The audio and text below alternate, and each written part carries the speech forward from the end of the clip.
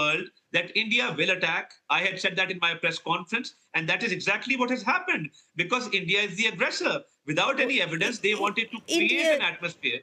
India says it's altogether hit 9 targets.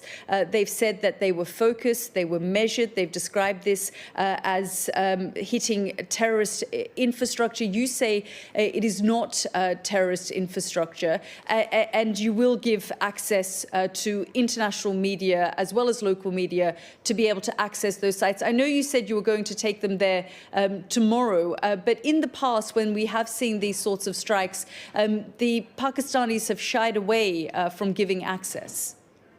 You see, when I took foreign and local journalists to a village near the LOC, and tomorrow morning, I was planning to take them to Bahawalpur, to Muridke, to show the exact place where these strikes have occurred, to show them that local population is living there. Our women, children, our civilians are living there. But I think we totally deny India's allegations regarding terrorists. We have complete evidence that women and children have been targeted. There are civilian casualties in this. And we will bring this evidence to the foreign media, to the local media, because there were no terrorist camps at all. And I can vouch for that. And I completely deny these allegations. There are no terrorist camps. No terrorists were being harbored. These were civilian populations. There was a mosque. There were locals living there. And their accommodations have been targeted, which is very, very unfortunate. We are responding to that. Thank you very much.